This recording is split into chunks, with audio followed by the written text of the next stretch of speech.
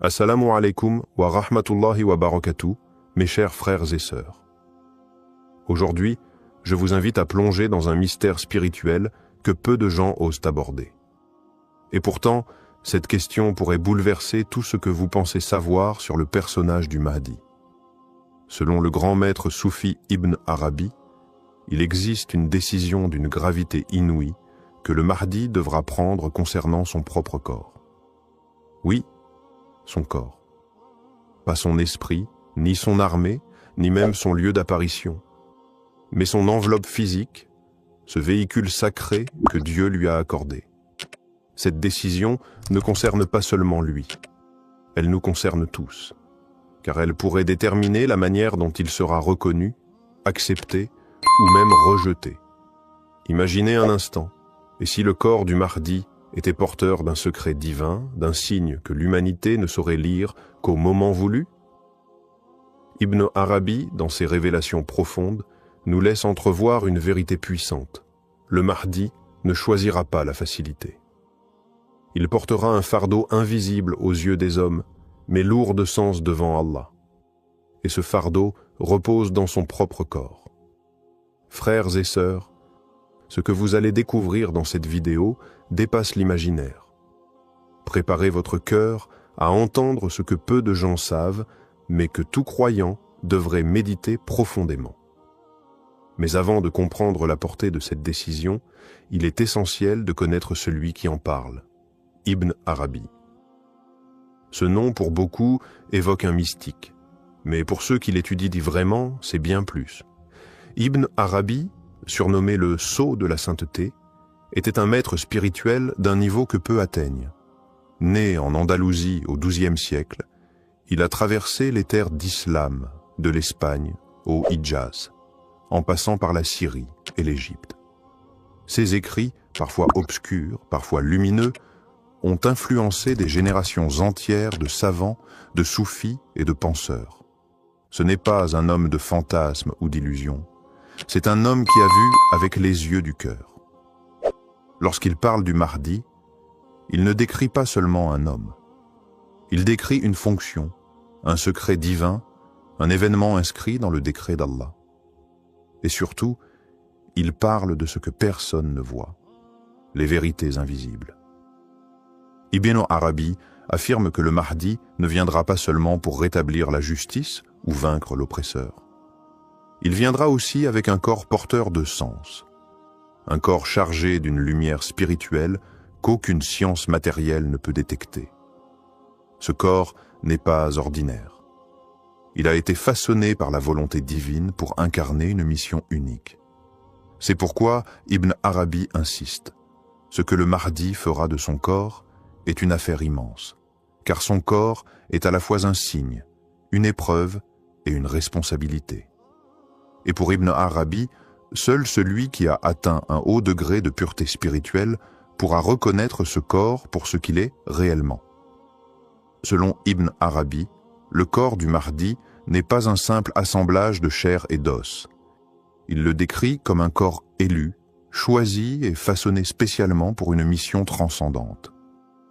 Ce corps est en lui-même un signe, un porteur de lumière, un symbole vivant du décret divin. Dans ses écrits, Ibn Arabi parle d'un corps purifié dès l'origine, qui n'a jamais été souillé par les passions du bas monde. Il ne s'agit pas d'une perfection physique au sens humain, mais d'une élévation spirituelle incarnée. Le Mahdi possède un corps imprégné de la lumière mohammadienne, c'est-à-dire la lumière originelle qu'Allah a créée avant toute chose et qu'il a déposée dans les prophètes jusqu'au sceau d'entre eux, Muhammad, puis dans le Mahdi. Ce corps, bien que visible à l'œil, reste caché dans son essence. Il est entouré d'un voile spirituel que seuls les cœurs éveillés peuvent percevoir. Ibn Arabi évoque même la présence de signes invisibles sur son corps. Non pas des marques physiques lisibles comme un tatouage, mais des manifestations subtiles de la présence divine. Certains savants parlent d'un sceau sur son dos, d'autres d'une lumière entre ses deux épaules. Mais Ibn Arabi insiste. Ce corps n'est pas un simple support. Il est le premier champ de bataille entre les forces du bien et du mal. C'est à travers ce corps que se manifestera la volonté divine, mais aussi les épreuves les plus intenses. Car ce corps dérangera, il troublera les élites, il fera trembler les ennemis de la vérité. Il ne sera pas seulement un signe pour les croyants, mais une menace pour ceux qui gouvernent dans l'ombre. Ainsi, la nature spéciale du corps du Mahdi est un message silencieux d'Allah à l'humanité. Le rappel que le divin peut se manifester dans l'apparence la plus simple, mais chargé de secrets insondables. Et c'est là que vient le tournant le plus étonnant du discours d'Ibn Arabi. Il affirme que le Mahdi devra prendre une décision cruciale concernant son propre corps.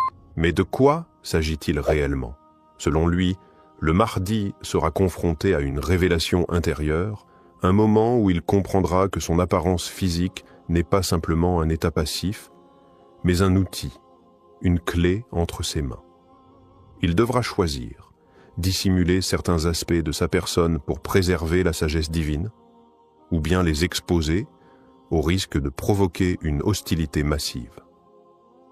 Ibn Arabi explique que le Mahdi aura accès à des secrets qui concernent directement son lignage, sa forme corporelle et même sa voix, des éléments qui éveilleront chez certains une certitude immédiate, et chez d'autres un rejet violent.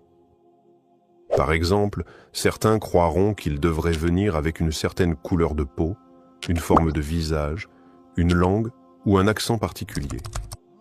Si son corps ne correspond pas à ces attentes, ces gens le rejetteront. Le Mahdi sera donc tenté de cacher certains traits pour éviter la division.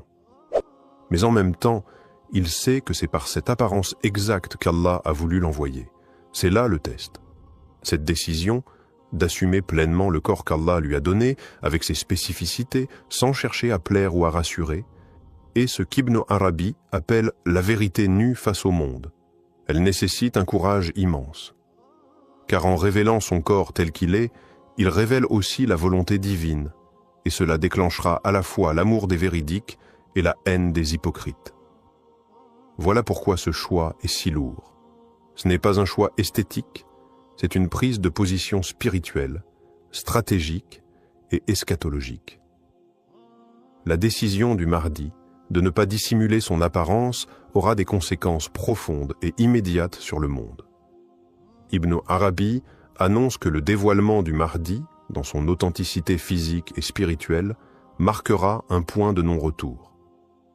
Certains savants disent de Sam Atambon que dès qu'il apparaîtra tel qu'il est, les forces du faux se mettront en mouvement.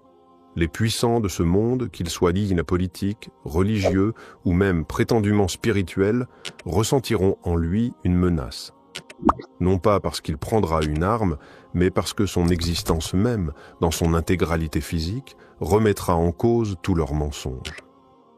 Ce ne sera pas un discours qui fera trembler les tyrans, mais son silence, son regard, sa posture, sa lumière. Ibn Arabi affirme que la haine qu'il suscitera ne viendra pas de ce qu'il dit, mais de ce qu'il est. Son corps deviendra malgré lui un miroir. Ceux qui sont purs y verront la confirmation de leur foi. Ceux qui sont corrompus y verront leur chute annoncée. En réalité, ce que le Mahdi montre dans cette décision, c'est un niveau absolu de tawakkul, la confiance totale en Allah, car il se livre à la vérité sans craindre le rejet, la moquerie ou l'opposition. Et Allah, en retour, lui accordera une force que nul ne pourra briser. Cette révélation de son identité provoquera un bouleversement dans les cœurs. Certains reconnaîtront dans lui les descriptions prophétiques transmises dans les hadiths. D'autres, aveuglés par leur passion ou leur intérêt, le nieront. Le monde sera divisé en deux camps, non pas par guerre, mais par perception. Et tout cela, simplement parce que le Mahdi aura accepté d'être pleinement ce qu'Allah a fait de lui. Voilà l'effet immense d'une décision que beaucoup auraient évitée par peur, mais que lui assumera avec une certitude implacable. À partir de cette décision assumée, une transformation invisible mais puissante commencera à s'opérer dans la communauté musulmane. Ibn Arabi écrit que le Mahdi, par sa simple présence dévoilée, activera des âmes endormies. Des croyants, longtemps perdus ou dans le doute, sentiront une attirance inexpliquée vers lui. Ce ne sera pas un effet de propagande, ni un culte de la personnalité. Ce sera une reconnaissance intime, comme si leur cœur retrouvait un pacte ancien. Certains récits spirituels disent que les awliya, les saints dissimulés, sauront immédiatement qui il est. Non pas à cause d'un signe extérieur, mais parce que leur lumière intérieure reconnaîtra la sienne. Ce phénomène s'étendra comme une onde. Des savants, jusque-là silencieux, oseront parler. Des jeunes, perdus dans le chaos du monde, trouveront un repère. L'équilibre du monde musulman commencera doucement à se réaligner. Ibn Arabi précise que c'est à ce moment précis que le Mahdi commencera à éduquer non par des discours, mais par l'exemple vivant. Son corps, toujours lui, deviendra une école, un signe de discipline, de maîtrise, de vérité incarnée. Il ne parlera pas beaucoup, mais chaque geste sera pesé, chaque silence porteur d'un message. Et cette manière de guider, totalement nouvelle, troublera même certains croyants. Certains lui reprocheront de ne pas agir selon les normes établies. Mais ceux qui auront compris verront que le Mahdi n'est pas là pour répéter l'ancien, mais pour restaurer l'originel. Son physique, sa manière de se tenir, de marcher, de regarder, tout cela rappellera celle du prophète Muhammad. Et ceux qui aiment sincèrement le messager d'Allah le reconnaîtront sans effort. Ce sera le début d'une purification collective. Et cette élévation, causée par une seule décision courageuse, marquera le retour du leadership spirituel véritable au sein de la Oumma. Le Mahdi ne bouleversera pas le monde par la force ou la violence, mais par un choix simple, presque silencieux, être pleinement lui-même, tel qu'Allah l'a façonné. Ibn Arabi nous pousse à réfléchir. Combien parmi nous fuient ce qu'ils sont réellement par peur du rejet? Le Mahdi, lui, affrontera cette peur. Il fera de son corps, de sa voix, de sa présence, un message divin. Et ce message réveillera les cœurs, divisera les peuples, mais annoncera aussi l'accomplissement des grandes promesses. Ce que nous devons retenir, c'est que parfois, la plus grande révolution commence par un geste intime, une fidélité totale à ce que l'on est. Le Mahdi en sera le modèle suprême.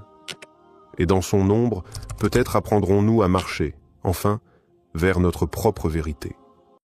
Assalamu alaikum wa rahmatullahi wa barakatuh, mes chers frères et sœurs. Aujourd'hui, nous allons aborder une parole puissante, intrigante et peut-être même choquante, prononcée par le cheikh Al-Koussi.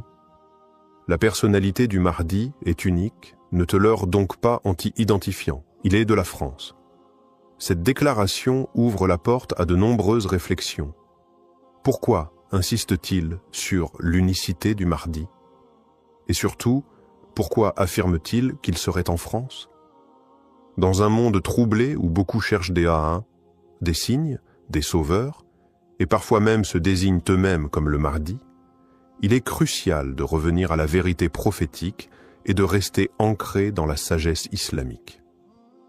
Cette vidéo va vous éclairer sur la singularité de ce personnage annoncé, les avertissements que nous devons prendre au sérieux et la portée spirituelle de cette possible localisation. Préparez-vous à une réflexion profonde. Le Mahdi, ce personnage prophétique attendu par la communauté musulmane, ne sera pas un homme comme les autres. Sa personnalité est décrite dans de nombreux hadiths comme étant exceptionnelle à tous les niveaux. Le prophète Muhammad a dit « Le Mahdi est de ma descendance, de la lignée de Fatima ». Cela signifie déjà qu'il porte une noblesse de sang, une pureté de lignée, mais aussi un héritage spirituel profond. Il ne sortira pas de nulle part, et sa venue ne sera pas une coïncidence. Il est prédestiné, choisi par Allah pour une mission unique, rétablir la justice sur terre à un moment où l'oppression aura atteint son paroxysme. Sa guidée ne viendra pas d'un simple apprentissage religieux, mais d'une lumière qu'Allah placera dans son cœur. Les textes indiquent qu'il sera juste, patient, humble, courageux, et que son jugement sera droit, sans déviation ni faiblesse. Sa présence mettra fin aux tyrannies, aux conflits internes de la Oumma et il unifiera les musulmans dans la vérité. Il ne sera ni un révolutionnaire politique, ni un homme en quête de pouvoir, mais un serviteur sincère d'Allah, conduit uniquement par sa volonté. Il priera comme tout musulman, il pleurera par crainte d'Allah, et il refusera même d'être reconnu avant d'y être contraint. Ce qui rend sa personnalité unique, c'est qu'elle incarne à la fois la force du juste, la sagesse du pieux, la modestie du serviteur et la foi inébranlable du véridique. On ne peut donc pas s'improviser Mahdi par ambition ou inspiration personnelle. Sa position ne peut pas être imitée ni provoquée. Il sera soutenu par des signes célestes et reconnu par des savants sincères. C'est cette unicité-là que le cheikh Al-Koussi nous rappelle. Nul ne peut s'y identifier à tort sans tomber dans l'illusion. Se prendre pour le Mahdi, ou soupçonner qu'on pourrait l'être, est une tentation dangereuse que beaucoup, dans l'histoire, n'ont pas su éviter. Certains étaient sincères mais égarés, d'autres manipulateurs. Dans les deux cas, le résultat est désastreux. S'identifier à une figure aussi centrale dans l'eschatologie islamique, sans preuve ni guidée divine, mène inévitablement à l'orgueil, à la confusion et parfois à la fitna. Le Mahdi n'est pas une ambition personnelle que l'on peut atteindre à force de piété ou d'effort. Ce n'est pas un grade que l'on vise, ni une identité que l'on adopte. Les savants ont toujours mis en garde contre cette prétention, car derrière cette idée se cache une méconnaissance grave de la nature même du Mahdi. Il n'est pas un simple réformateur, ni un leader éclairé. Il est un signe de la fin des temps, un homme dont l'âme a été façonnée par le décret d'Allah pour une mission que personne ne peut porter à sa place. Se tromper soi-même en croyant être cet homme ou en prétendant le reconnaître sans preuve manifeste, c'est non seulement se nuire, mais semer l'égarement autour de soi. C'est pourquoi les grands maîtres spirituels, dont Cheikh Al-Koussi, rappellent avec fermeté « Ne te leurre pas, ce mensonge intérieur est le plus destructeur. Se croire Mahdi, c'est en réalité ignorer ce qu'est véritablement le Mehdi. » Cheikh Al-Koussi, dans ses interventions marquantes, insiste sur une vérité que beaucoup refusent d'entendre. La personnalité du Mahdi est au-delà de toute projection humaine. Lorsqu'il dit « Ne te leurre donc pas en t'y identifiant », il s'adresse directement à ceux qui laissent leur ego spirituel les égarer. Son message est clair. Tu peux aspirer à la piété, à la sincérité, à la réforme, mais jamais tu ne peux revêtir cette station sans y être désigné par Allah lui-même. Le cheikh, profondément enraciné dans la tradition soufie et la connaissance intérieure, connaît les pièges du nafs déguisé en aspiration sacrée. Il rappelle que même dans le cheminement spirituel, il y a des limites à ne pas franchir. Le Mahdi ne se connaît pas comme tel au début. Il n'en parle pas. Il ne s'y identifie pas. Et s'il en vient à être reconnu, c'est contre sa volonté, par la pression des croyants sincères, des savants, et surtout par les signes incontestables prévus par Allah. Le cheikh insiste donc. Celui qui s'auto-désigne ou qui croit ressentir en lui des signes du Mahdi est en réalité dans l'erreur, car ce genre de perception naît souvent du désir, pas de la révélation. Seule une guidance divine, appuyée par des preuves extérieures et validée par la communauté véridique, pourra confirmer ce personnage. En attendant, la meilleure attitude est l'humilité, et non l'identification présomptueuse. Lorsque Cheikh Al-Koussi affirme que le Mahdi est en France, cette déclaration étonne, interroge, voire dérange. Que veut-il dire exactement? Est-ce une parole symbolique, spirituelle ou bien littérale? Plusieurs hypothèses peuvent être envisagées. D'abord, il est possible qu'il parle d'un lieu d'habitation actuel, sans nécessairement signifier que le Mahdi soit originaire de France. Certains savants ont mentionné que le Mahdi pourrait vivre dans l'ombre, caché, dans un pays où personne ne s'attend à le voir. Dans ce cas, la France, pays de paradoxe, pourrait être un lieu de retraite, d'observation ou même d'épreuve pour lui. Une autre interprétation possible est que Cheikh Al-Koussi parle du lieu d'éveil de sa mission, et non de sa naissance. Peut-être que ce personnage, bien que descendant du prophète, aura été élevé en Europe et que c'est depuis cette terre qu'il commencera à ressentir l'appel intérieur. L'histoire islamique est remplie de cas où des réformateurs ont surgi d'endroits inattendus. Il est aussi envisageable qu'il fasse référence à un exil temporaire, une période de silence avant la grande mission. Enfin, certains pensent que Cheikh Al-Koussi évoque la France comme un symbole de désordre spirituel et social, dans lequel le Mahdi serait plongé afin d'être formé à affronter l'ampleur de sa tâche. Il faut garder en tête que les paroles des maîtres spirituels ne sont pas toujours à prendre au premier degré. Mais si cette affirmation est à comprendre littéralement, alors cela veut dire que la présence du Mahdi en France à notre époque n'est plus une question de mythe, mais une réalité invisible. Il serait alors entouré de personnes qui ignorent totalement sa véritable nature. Il marcherait parmi nous, inconnu, observant, patientant, attendant le décret d'Allah pour agir. Cette possibilité nous pousse à une grande prudence et à un profond respect du mystère divin. La France occupe, dans certains discours spirituels, une place particulière. Pays de lumière pour certains, terre d'épreuve pour d'autres, elle est souvent décrite comme un territoire de contradiction. Certains maîtres soufis ont mentionné que l'Occident serait un lieu de confusion intense à la fin des temps, mais aussi un lieu où jaillirait un renouveau inattendu. Des récits non officiels circulent sur des awliyas, cachés vivant en Europe, formant spirituellement des âmes choisies à l'insu du monde. Dans cette optique, la France pourrait être perçue non comme un centre islamique classique, mais comme un terrain de préparation silencieuse.